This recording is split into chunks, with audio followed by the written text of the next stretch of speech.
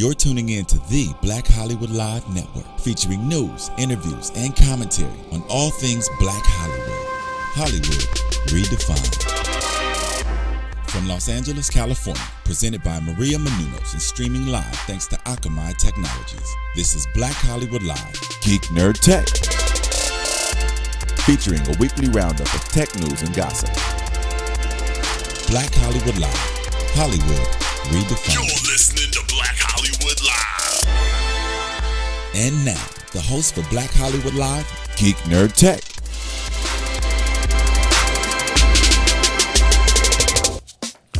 Welcome to Geek Nerd Tech, the show we break down nerd culture and tech news from a black and brown geek perspective. You're a customer by EPMD, as usual. I'm Joe Braswell, joined as always by Akili Shine. What's good, brother? How you doing? Chilling, man.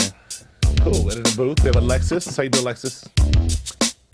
Oh, yeah? Sorry, I'm good. All right. Lots to discuss this week. It's like iPhone week. Yeah. So a lot of iPhone discussions, but we'll get to that a little bit. I know we're both thinking about getting it after the show, right? That's correct, man. We might run over there and grab a couple of iPhones, Yeah. 6s. Yeah. What you trying to do, the Plus? I got to see it first. Okay. Yeah. We'll check that out. For sure. But in the meantime, I got some news. I did make a purchase myself this week. I'll talk about it a little later. I finally bit the bullet and did something I've been talking about doing for a long time. I'll tell you about that a little later. Okay. But first, let's talk about some tech news. Let's jump into this story about the Mercedes hybrid. Have you seen this thing? I have seen it. So I think I saw it at the auto show Yep. as well. And oh, that's not right. Is that the wrong? That's the NASA picture. I mean, Mercedes is There we going to space. Okay, Mercedes is that's also that's the Tesla. One more. There we go. You guys. Sorry. So Mercedes hybrid is new. It's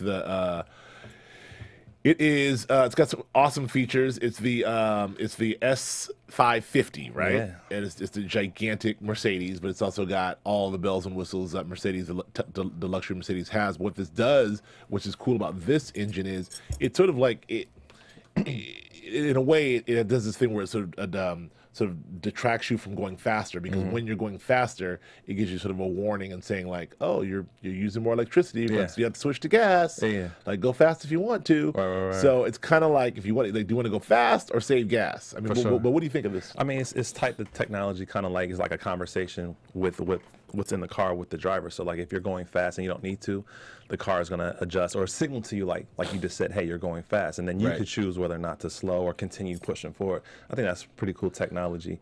But I mean, I'm not really sold on it. I don't think it's like to change the gamer. I don't think it is. I mean, because we're talking about brand stuff. Obviously, the whole technology, the electric technology, and the way people are using, whether it's the plug-in technology, which this uses, or the fuel cell technology, or whatever it is, whatever hybrid technology you're using, is one thing. But each of your favorite brands has to figure out what they adapt to that. Like, I'm obviously an Audi guy, and I don't know what their technology for their hybrid, what they will adopt. They don't only have one that's actually cracking production-wise yet. For sure. Mercedes has rolled this one out. Yeah. I don't know. I guess it's I think that's it. It's a brand loyalty thing. That's exactly what it is. It's that adaptation policy. Like, they have to come into this space because technology is evolving across the board. So they already have dominance with the luxury vehicle. So they might as well enter into the space with the hybrid stuff. So I think it's a good move for the people that are brand loyalists for the Mercedes. I think people would definitely swoop it up and buy it. Cool. But yeah, man, it looks sweet though. It looks pretty fresh. It's Mercedes. All right, so moving on. Speaking of cars, I mean, I think we can go to the Tesla next. The Tesla. Now, people, this is interesting because people are talking about ways to trick out and hybrid these electric cars. Now, Tesla is a very, very well engineered, amazing car that everyone loves and has, especially in Los Angeles. But and then the Model S, which is the one we're looking at, is the fastest one. But some of these aftermarket companies like Celine are trying to figure out how do you trick out your thing, because that's one thing I don't like about the Teslas is everyone has the same car. Yeah. And the color variations, but like a Tesla's a Tesla's a Tesla. Yeah. So everyone's kind of rolling the same car. What Celine's saying is, I can do some aftermarket-ish to it, trick it out, and they've got one going really, really fast. I mean, well, not exactly. So that's the thing with what they're tricking it out. They're helping it move. They're helping it in terms of how it's designed, so that when you're on the road, you have more. You have better aerodynamics. But in terms of like the actual engine or the what propels the force, they're not tricking that out. It's the same as the base for the Tesla. So it's not like when you buy a Tesla and you buy something from Celine, or the 416 from Celine, it's not going to be faster, like engine wise, and that's the difference. They're just making it look dope based on the design and the framing. Okay, I thought there was one. I misread that. I thought there was something that said that they actually got to go faster, but that makes sense because you don't want to mess with Tesla's proprietary technology. Not like they're going to go in there and tinker. You know, it's not like you can't be, tinker with the engine like you could on some of these other cars. But it's cool. But I want something. If they can figure out a way to make these things look a little more dope. Then, I mean, I think that's the thing. In terms of the design, they are going to make it look dope. Like from the pictures I've seen of the 416, it looks awesome. It looks super fresh. Cool. And what Celine's been able to do with like Mustangs and Chargers, like. That's pretty cool for them to do it with this, especially being that it's a hometown company too from Corona. Like they're dope. I'm all about it. All right, so moving on. NASA, it looks like Boeing has won this won the ability to build these new. Boeing has this thing called the SpaceX, and NASA has basically went into a contract with Boeing to make these things called the SpaceX, which is essentially like a space shuttle to transport astronauts up to the space shuttle station. Somewhat. A shuttle. I'm gonna say it's a shuttle. SpaceX is its own company. Boeing is its own company, and so they both have a contract with NASA. Yeah, they both have a contract with NASA. Boeing they just signed a $4.2 billion contract with NASA, and SpaceX signed a $2.6 billion contract. And I'm well informed. And essentially, their assignment is to create a capsule spacecraft design which will transport astronauts from Earth to the space station. And it's called the Dragon. I'm not calling this. The SpaceX is the company. The Dragon is the vehicle. Got it. I'm on top of it now. And so, I mean, more people in space, gives leeway for more research to be done. And so that's kind of like the mode of operation behind it. I think it's a change of infrastructure in terms of NASA is like government controlled and owned for 60 plus years or 60 years. And now that, they're allowing, third party aerodynamic companies to get into this space. And I think because we're still in a space race, China, Russia, like we want to be the first country to put man on Mars. And I think that's what NASA is really focusing on. And so this technology is for like the low Earth orbit type of stuff, while NASA is going to focus on the deep space stuff. I like this. I mean, I like this movement. There's a big debate politically about what should be privatized and what should be government run. Government run programs should be privatized. Like for instance, this, giving private aerodynamics companies to do this sounds great. Getting private companies to run prisons does not sound great. So, it doesn't. One size doesn't fit all. But because people like Neil deGrasse Tyson has been all over this. We've talked about this before. But back the baby boomers, back in their generation, everyone wanted to go. The next generation of scientists and engineers and physicists were coming from people wanting to go to Mars, wanting to go to the moon, the space race. We don't have that. We want to go play Nintendo or go play Xbox. So maybe this will help. It's good to know that, and NASA's like and super underfunded now. Instead of making a political football as to how much money NASA can get, they can just third parties outsource it. So I like that. I think it's letting loose on the creativity of American people. There's tons of brilliant people that don't work for NASA that could use their expertise and knowledge base to help design or develop new technology that will bring man to Mars or bring more product to space. Sure. And I think that's what's really cool. I mean, I think within the next 20 years, we're going to see man on Mars. Yeah, I mean, we'll see Tesla. Tesla will have a ride up there. We'll see. I mean, the way they're going, who knows? So as we talked about before, the iPhone 6 is out, and what also came out this week or earlier in the week was Apple's OS 8. Did you download it yet? Not yet. Yeah, I don't want to download it yet either until I get the phone, right? Because I hear it's kind of buggy on the 5. Is that right? I mean, there's always bugs with the new operating system. So, but I mean, even if you buy the new 6, there's probably going to be bugs. Right, that's true. So, but this is sort of a Wired kind of came up with all these tips to sort of help you, get your way around the OS 8. Yeah, there's a lot of cool things that's happening. I mean, just look at the camera. You have this time lapse function with the video camera where you're able to actually do like a time lapse of a freeway traffic, or if you want to watch clouds, move across the sky. Another part that's cool about the camera is that you can adjust the exposure before you take the photo. So like usually you would do it in post. Now you could do it like a regular DSLR camera. Like you adjust the settings and then take the photo. And that's pretty awesome. Yeah. Siri, there's a change with Siri. Instead of having to press the home button to activate Siri, all you have to do is call out Siri and she'll pop up. Oh, wow. And then you can so like if you're driving, you don't have to, it's like the hands-free thing. You don't have to touch the phone. I like it. That's pretty cool. Except for when you're having a conversation like, yeah, I was talking to Siri the other day. Hello? Hello? You talking to me? Like, nah, Siri, I got no. Not you now. They have this battery management thing where you can look into your settings and see what app is pretty much sucking up the battery. And so then you can you can close down apps and then save battery space that way. But it's a good way to manage, your apps, because usually a lot of people just keep their apps open and it drains the battery, but now you can see which one is taking the most away, and then you can make those adjustments. Right. There's more functionality with the messaging.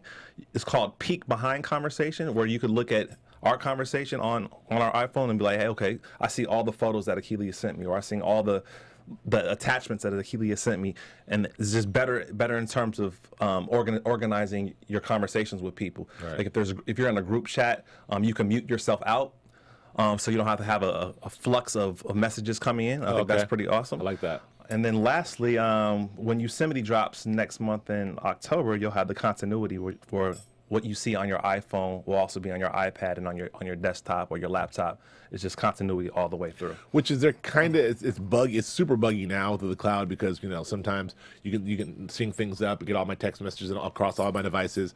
Right now, I can't do that. I don't know what I did. I had it, and now it doesn't work. So hopefully they can get that right. And they also have this thing where you can start working on your computer and pick up that work on your iPad, and then pick up that work on your iPhone. Continuity is with everything. That's great, and maybe even the iWatch. I think that's like my favorite thing about the new iPhone, or not the iPhone, but the new operating system, is that I could do that. Because I always feel like if I'm working or if I'm doing emails and stuff like that, or not emails, just work in general, like PowerPoints and stuff, I feel like I wish there was like a USB port that I could just plug into my iPad and then take it with me instead of just emailing back and forth, and it's just kind of all over the place. For sure. When I heard about that, I thought that was really cool. It is cool. Putting that in. If it works, again, it's more sort of cloud-based thing, and the cloud's been getting the Apple cloud servers been getting a lot of heat lately. So we'll see if they can get all these bugs worked out and make it work. What's up? And two other quick features that I think are really dope. You have the quick type, which I think we've already covered on the show. If you're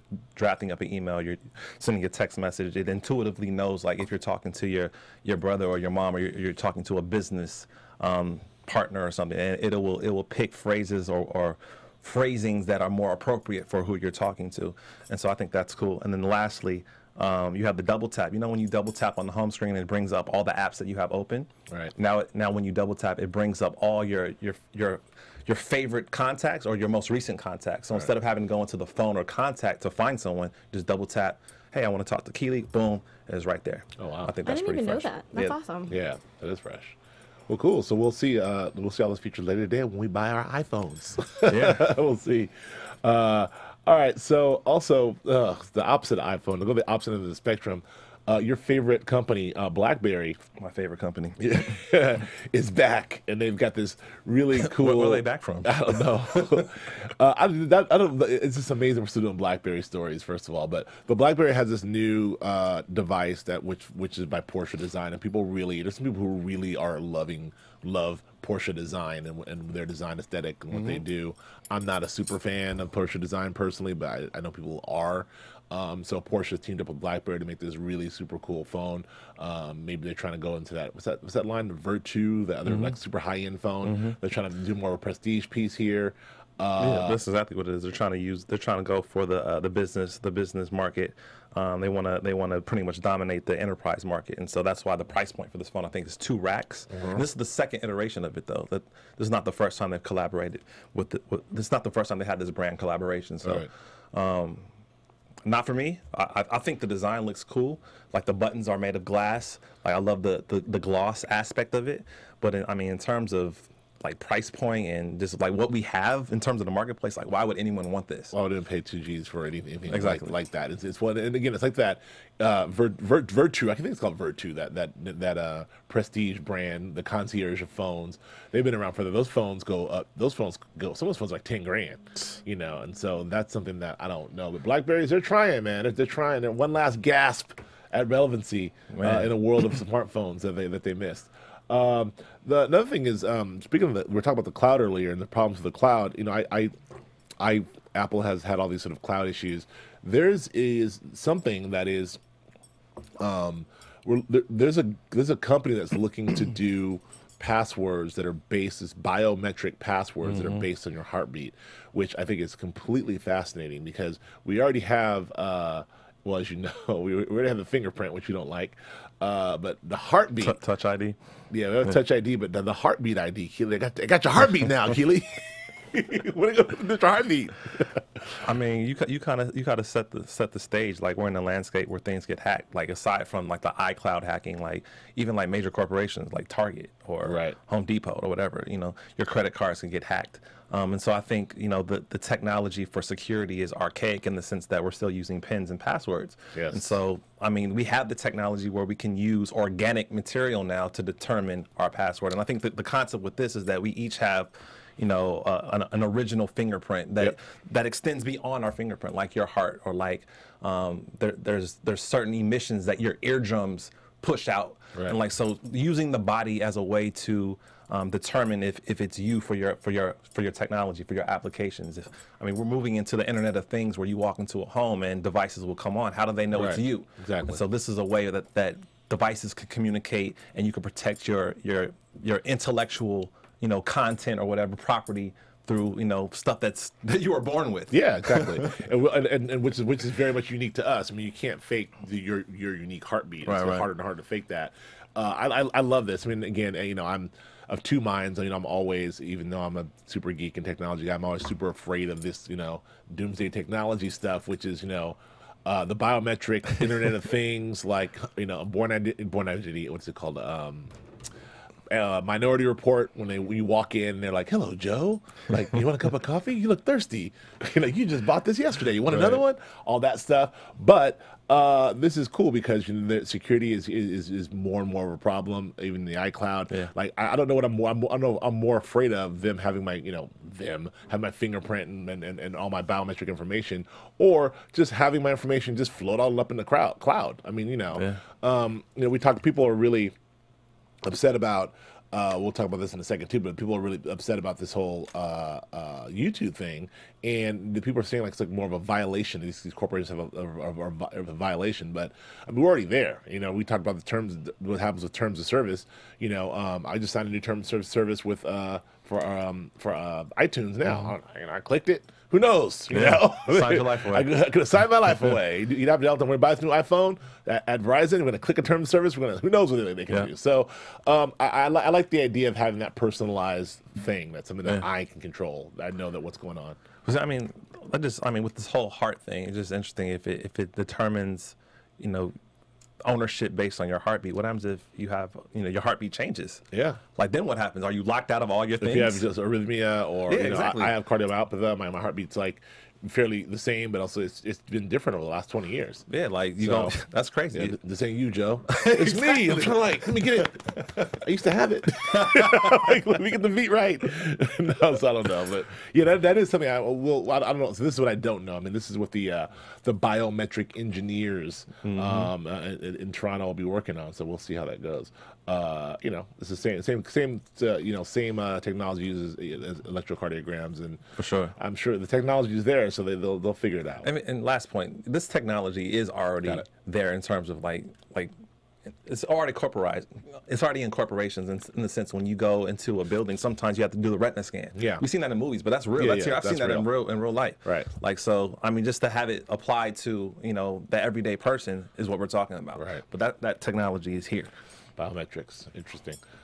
All right, well, let's transition out of that and let's get into some nerd stuff. Well, let's talk about this U2 thing because first of all, we talked about the U2 release. We talked about was it a good idea and how did it work and blah blah blah.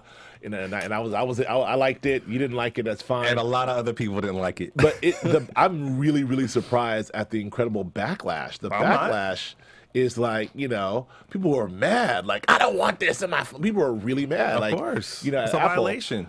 But like, delete it. You couldn't delete it at first. What do you mean? At first, you couldn't delete it, man. I was too busy listening to it, brother. They just maybe 3 or 4 days after they dropped it, then they gave you the option to delete it. And the process to delete it was not an easy one-click process. Oh.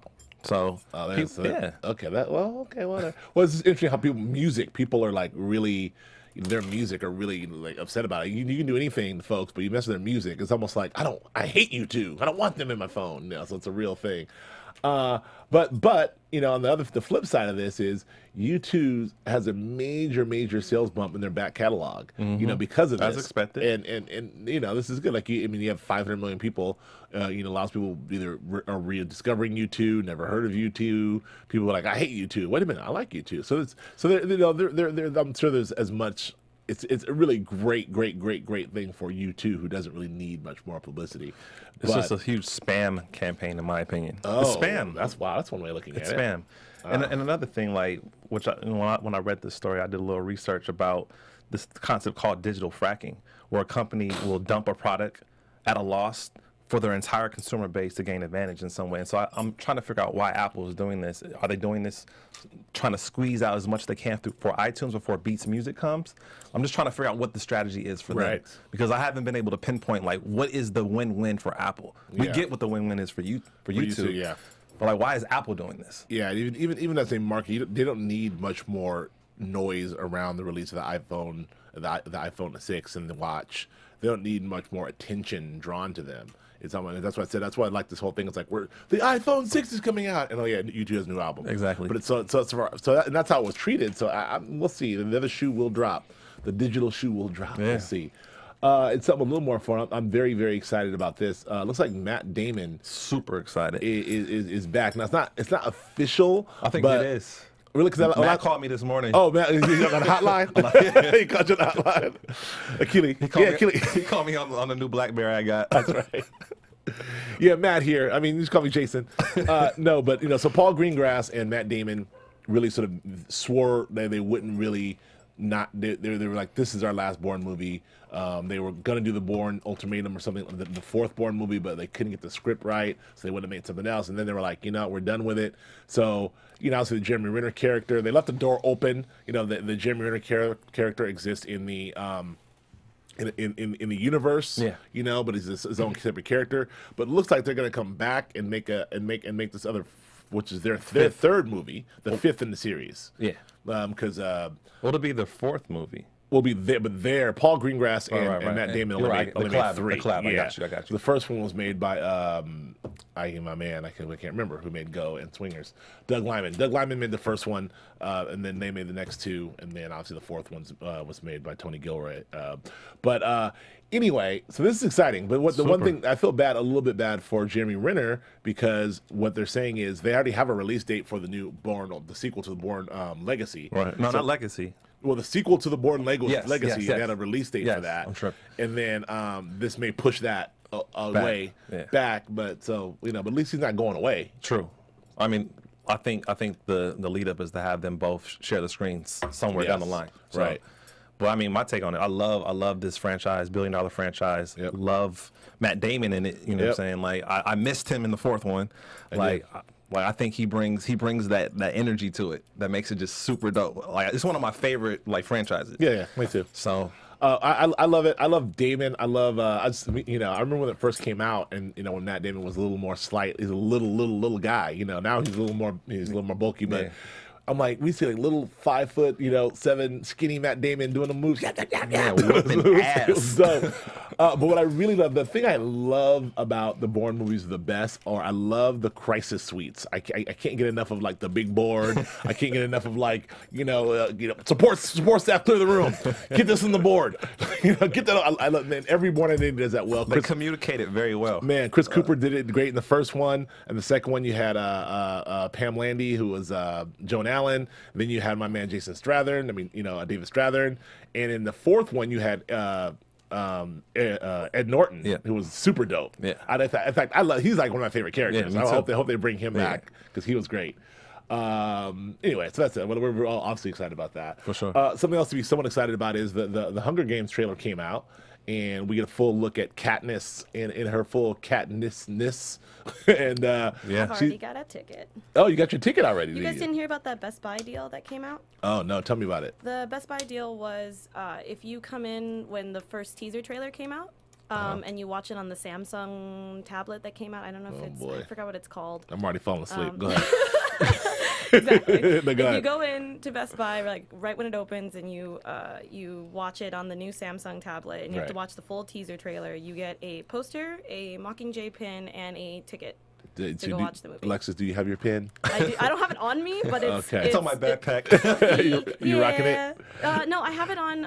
I have it on my messenger bag, my Batman messenger bag. Cool. Okay, cool. Well, I'm not gonna act like that. I'm not a huge super fan of the franchise, because I am. I did come late to the franchise. I didn't read the books. I came late to the franchise. I actually saw the second one first. Mm-hmm. And then I had to go. What? I know I was because I was out on the Hunger Games for some reason. I was like, yeah, whatever. Then I saw what's the second movie, the second book, Catching Fire. Yeah. So is it Catching Fire? Yeah, it was Catching. So I saw Catching Fire first, and I thought it was spectacular. It is. Then I went back and saw the first one, which wasn't as good as the second one.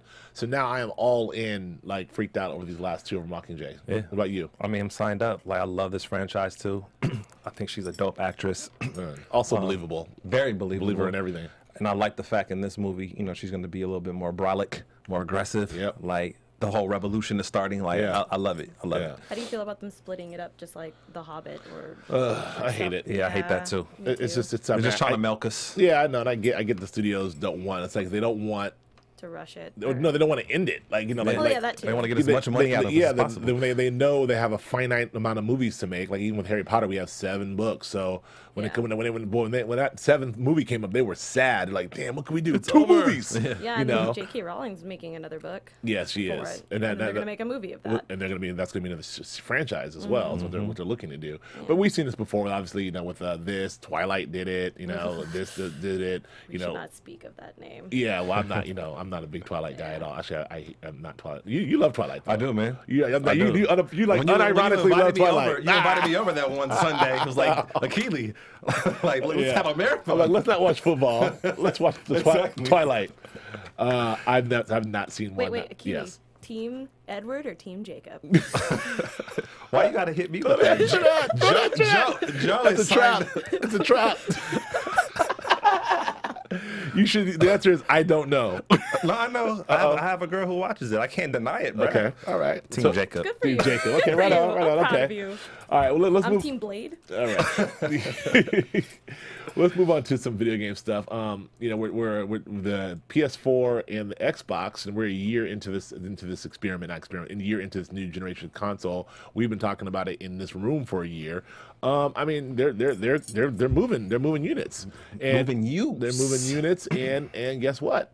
I copped one. I got one. I got the Xbox One. Okay. Do you like it? I love it. Yeah. Okay. I haven't really spent much time with it because I've been super, super busy. So I got to hook it up and put it on the screen. I was like, oh, and that was really all I did. I haven't got a chance to play. I have Destiny. I got Destiny. I got Madden. Wow. And I got Titanfall, and I got Forza, which came with it. I haven't played Titanfall yet. So. I haven't even opened Madden or I haven't opened. I played Forza only, so I haven't even opened the other 3 yet. I got the big Destiny hardbound strategy guide book. Nice. So I'm gonna crack that, which I don't know when that's gonna happen. Even our next 2 weeks, we have going on. You better bring it with you. But I was able to, and I know the game. I'll be like in the hotel room playing. I did it. I do what I always do, which I'm completely fine with. Completely fine with this. I took my Xbox 360. I took all my games. I took my 320 gig hard drive.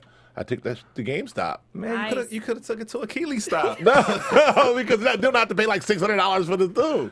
Like I got, after I was all said and done, $125. Yeah, I was gonna ask you, Out like, the how much door. was that? $125. Wow. 125 for the console and the games. All the Yeah. games. And you have another controller. Just got- one controller. No, one controller. I said, That's huge, bro. yeah. So I mean, and I got the one with the Kinect. So it's the $600 Have you joint, or played $500 joint. The Wow. voice control yet? What's that? Oh you yeah, played- it works great. I have to calibrate it and set it all up, but it's dope It already. makes me so lazy. Yeah. It's like, as soon as I come in, I'm like, Xbox, turn on. Xbox, move over here. Xbox, Watch TV. watch TV. Watch Xbox, Netflix. make me a sandwich. Like, Xbox, tell Siri I said. Shut up. No, but yeah, I'm very excited about it. I can't wait to really get into it. But yeah, I'm sorry, Akili, but cool, man. there was no cool. chance I was ever gonna spend $500 or $600 on this whole thing. It was never gonna happen. For sure. So when I talked to myself, I'm like, well, $150, and plus I had a $150 credit on my car, so it really cost me like $1. I had like $100. So it cost me like the whole operation cost me like $50. Wow, that's huge, man. Not So bad. yeah. So Sad to say though, Xbox is not winning the console wars though. well, Console wars though. PS4 is really doing PS4 it. is pretty Right. amazing. You have them. You have them both, Alexis? Yes.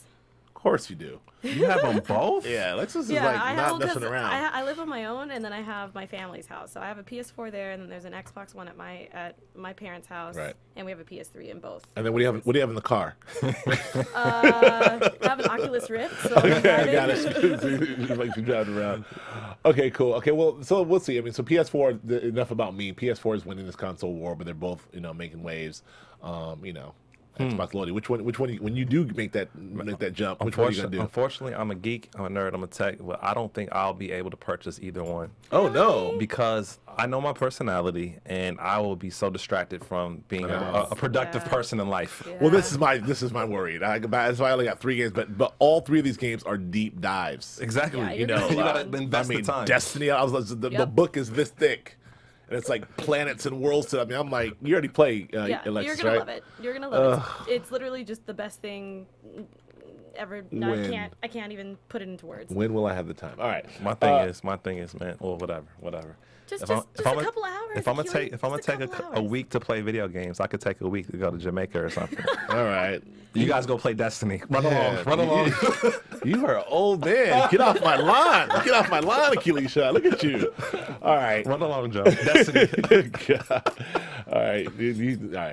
All right. So anyway, Grand Theft Auto is coming back, which is a game I did. Which was the last game I played on my old, now RIP 360. So you let that go too. I had to go too. I mean, I'm getting all next gen stuff. What am I holding on to it for? True. I played the heck out of this game. I'm on record for loving this game, and but the remastered versions coming out for the next gen, and they've got denser traffic and more stuff and more missions. So I probably wouldn't, I'm probably getting that too somehow. Yeah, it's dope. But Like the upgrades seem really fresh. Like Yeah. you said, more weapons, more characters, more places to explore, more means of transportation. That's Right. it's like really dope upgrade. Right, and the world is already like huge. Right, There's already you can do so much. So it'll be cool to see what they add to this world. For sure. So, I get another reason I will never leave that. I need like a month just to That's what I'm saying. just black out the whole house, Man. grow a beard, Shannon just play video games for a month. gain like 30 pounds. Okay, and then last but not least, Doctor Strange is finally set to come to the theaters. And your boy Joaquin Phoenix is not official yet, but he's been sort of like I don't want to see this. in talks. You don't want to see this at I don't all? wanna see I this. don't want to see him play this. I don't want to see him play it either. Oh wow, I want to see the movie for sure, Okay. but I don't think he'd be good. I don't like it. wow! I think he's perfect Why? because he's got the mustache. Nah, man. I don't see it, man. No. I don't believe him. I don't believe him. Oh, half really? The time. Nah. Oh really? I mean, You're out on him as an actor? Not out on him. Okay. But like I can't see him playing something like this. Right. I don't see it. You don't see like the way because he's been so quirky lately and Yes. so Yeah. and so intense. Yeah. With the master and and her and he's been very intense in his documentary, but and he was very intense in Gladiator and all, but he can be light. No, he has acting chops by no means. I'm not saying he Right. doesn't have that, but with this role, this space, like Right. comic book space, I just don't. We'll see. It's not resonating with me. Well, but the bigger thing for me is I'm just wondering how the Marvel universe is ever expanding, and I'm really them sort of reaching out when they go into this phase 3 and reaching out to these outer characters like a Doctor Strange movie. When Doctor Strange is a very popular character, but he ain't no he ain't no Wolverine for sure. He ain't no Iron Man, so he ain't no Hulk. So but he could generate $1 billion. Well, he could if the movie's good and if the It will actor's be good. good. I mean, Doctor Strange has a good amount of fan base. Sure. So I but don't know. and they're doing Vision. Paul Bettany's going to be Vision, and they're doing some other stuff as well. So I mean, it's just interesting to see what these other characters do. And I guess the proof of concept is Guardians of the Galaxy. What's more unknown than that group of characters, raccoons and trees, and that smashed. Yeah. Smashed. So well, I gotta say I will have faith in Marvel until further notice, but I'm a little wonky on this. Really quick, anything you're geeking out on, Akili, before we get out of here? Man, I'm geeking out on the new Denzel movie. I'm really amped to see that. The Equalizer. Yes. With my man Antoine Fuqua, director of Training Day. Are you signed up on that? I am signed up on that. I'm a big Fuqua guy. Okay, cool. He hasn't done a movie that I haven't liked yet, except for Brooklyn's Finest. Though, no, that was pretty good too. Solid. That was solid. yeah. And I'm on my Boardwalk Empire. Oh yeah, I don't watch that. Oh, you tripping, man? I don't watch it. You're tripping. I know. In fact, I'm not watching TV at all. I'm still on Naked and Afraid. Actually, no. Man, actually, what I'm really geeking out on, I'm geeking out on ABC's fall, on a couple of ABC's fall schedule, a couple shows in particular. I'm really excited. I got the, I've got the ABC. They send me pilots to look at and stuff. Only me exclusively. No one else. Right. Just me. But I did get a chance to check out before the Blackish pilot, which I think was really, really good and really funny and really doing the right things. With Anthony Anderson and Tracy Ross and Lawrence Fishburne. And I really, really love the How to Get Away with Murder, the Shonda Rhimes. I'm so excited for that TV show. That's really good. Yeah, that pilot's good too. Yeah. So I'm really excited about that stuff. I'm really excited about fall TV right now. So that's about it. Alexis, what do you liking? Two things. One's like really old and one's kind of not out yet. I'm nerding out about the Deadpool movie coming out. Oh. That's coming out in 2016, I believe. That's just because I love that character. I've read all the number one character I saw at Comic-Con. Everyone was dressed as Deadpool. Yeah. It's crazy. I don't understand. You should. I mean, I'm not saying to like get into it, but I mean, if you read his stuff, it's just because he's the character that kind of makes fun of being a superhero, and just the fact that when that clip came out or that was leaked, it just, I don't know, it really took the essence of Deadpool. Is it still going to be Ryan Reynolds? Yes. Oh, so he's coming back. Yeah. Okay, cool. All right. Pretty much going to revamp that weird X-Men Origins Deadpool. That was a horrible. Or Wolverine. The Wolverine. Yeah. That was a horrible movie and a horrible Deadpool. Yeah. So they're redoing and he died in that too, didn't he die? Technically, yeah. That's why they're like, we're just gonna forget that and pretend it never happened. Yeah, it never happened, and we're bringing out the movie. All right, so cool. Yeah, and then the second one is there's this TV show that I missed, but I've been watching it on Netflix. It's called The Colony. Yeah. And I've been really watching that religiously. Cool. So, yeah. All right, I'll check that out. All right, well, I think that's going to do it for us for this week. Akili, where can we find you, sir? You can find me on Instagram and Twitter at Akili Shine, AKILISHINE. And where can we find you, Brad? You can find me on Twitter and Instagram at Joe K. Braswell. It's Joe K. Braswell. Alexis, where can we find you? Somewhere? You can find me in the booth, actually, all the time. You can find me on any social media on atorres890. That's atorres890. Cool. Well, that's it. We'll see you next week at Geek Nerd Tech. From producers Maria Menounos, Dario Kristen, Tiana Hobson, Kevin Undergaro, and the entire BHL crew, we would like to thank you for supporting Black Hollywood Live, the first online broadcast network dedicated to African American entertainment. For questions and comments, contact us at info@blackhollywoodlive.com. Like us on Facebook, tweet us, or Instagram us at BHL Online. And I'm your BHL announcer, Scipio. Instagram me at Planet Scipio. Thank you for tuning in. The views expressed here are those of the host only and do not necessarily reflect the views of BHL or its owners or principals.